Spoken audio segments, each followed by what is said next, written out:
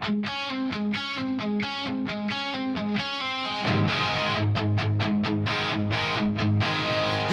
packed the maps away while tying check the tires twice.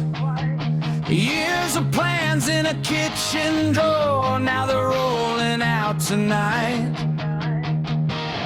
Priest collar in the rear view, next to boots and fishing line.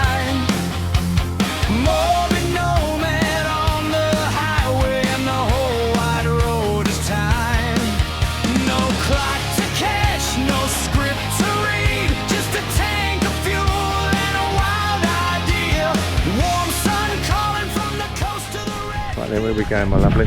We are going to see if we can find a three-toed dinosaur. Or at least his footprint. Or at least his footprint. Oh, bless you. Oh, thank you. We couldn't leave Broome without having a hunt for the famous dinosaur footprints. There are several sites, but as with many things in Broome, it all depends on the tides. The staircase to the moon, the Blue Lagoon at Coconut Well, and the dinosaur footprints all require the correct tide. Gantheaume Point has footprints that can be seen at very low tides, so we headed off at low tide to start our search. We think that we're in with a good chance of finding them because I found the what three words coordinates that are supposed to be spot on. Unfortunately, the tide is nowhere near low enough because we would need to be scuba divers to find this location today. Not to worry, the cliffs were worth the trip alone.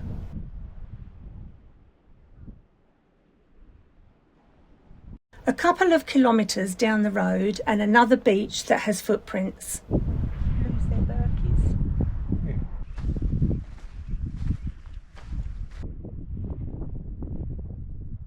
But again, the tide is not going out far enough today. But for a moment we thought we saw a different ancient creature among the rocks. But it turned out to be our imagination running wild. It wasn't a 5-metre crocodile.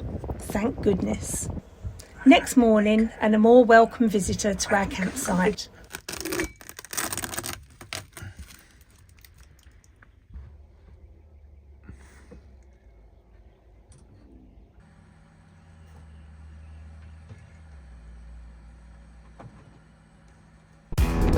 We hitch up and head off to Banana Well on the Dampier Peninsula.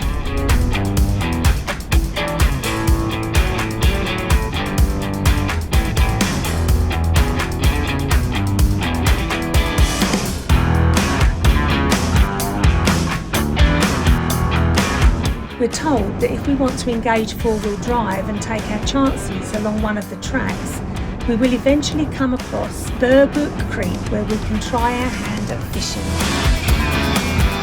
We are also informed that not only do crocodiles bite, but that we shouldn't get too close to the wild donkeys if we see one, because they also have a nasty bite.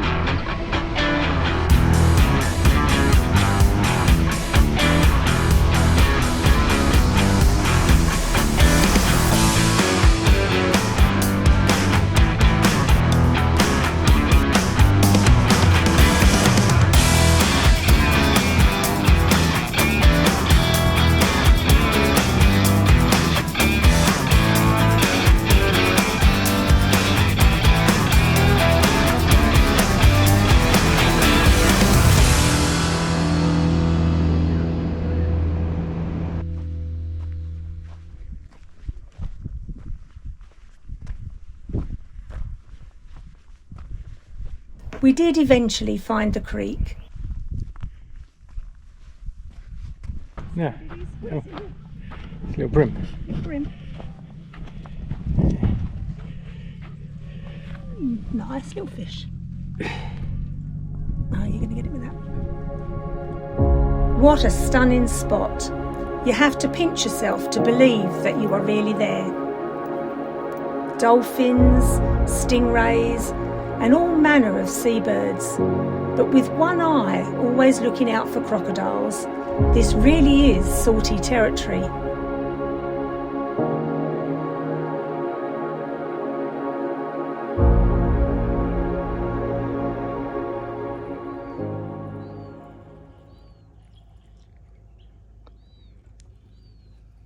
Not that stick, is it?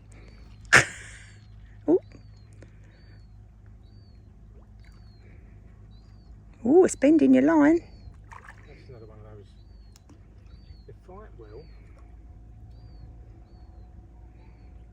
Oh, it's another one of them. Nice.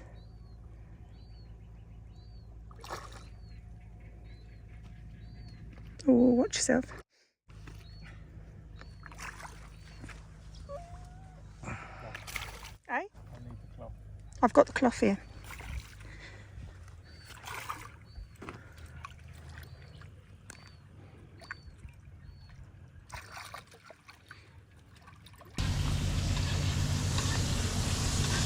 What have we got in here then? Oh, one of your lovely fish you caught. My lovely, it's going to be lovely. Look at that. Nice. Where is it? Yum. Just along the creek is the Beagle Bay community with its mother of pearl church. Maybe going around the side there. Oh yeah, in the side door, isn't it? The church was built by interned local Germans during World War I, and it officially opened in 1917. It's famous for its interior, decorated with mother of pearl and olive snail shells. And in the evening we were entertained for a while by some interesting ukulele and harp playing.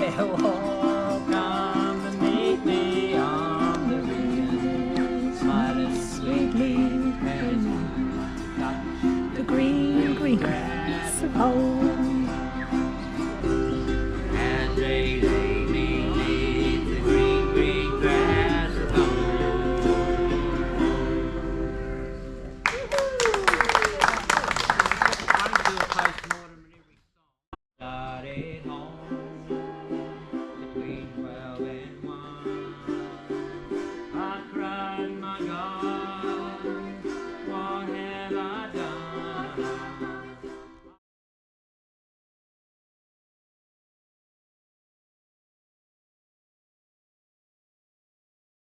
We then moved on and were able to stay at one of the very few open communities at Lombadina. We were given a brief history of the communities that live here, about the mission and the stolen generation. The Catholic church, built in the 1930s, has an unusual paperbark roof that was later covered in tin, and it's still used for regular worship today.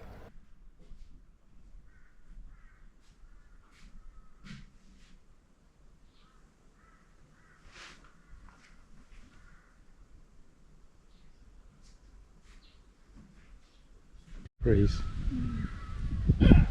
What's that there making that noise? Unfortunately, the store has closed, but the bread ovens at the bakery are still used 3 days a week, Monday, Wednesday and Friday. I can paddle or I can't paddle? Might be. Jellyfish and crocodile. It's not the jellyfish or the crocodile I was worried about. I've got to be looking for my granddaughters and my grandsons for any shells. This is quite a firm bit of beach actually. Our camping fee also gave us restricted access to some of the beach.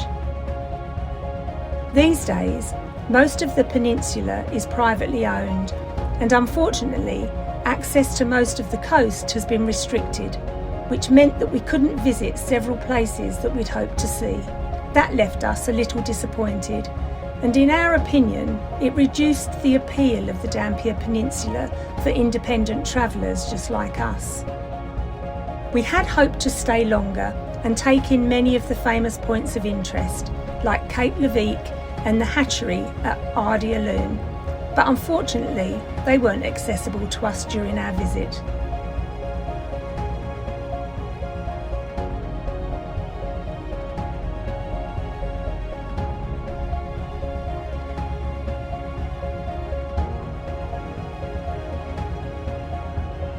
We sneaked a look at the waterfront at One Arm Point, but we are not sure that we're supposed to be there without buying a permit.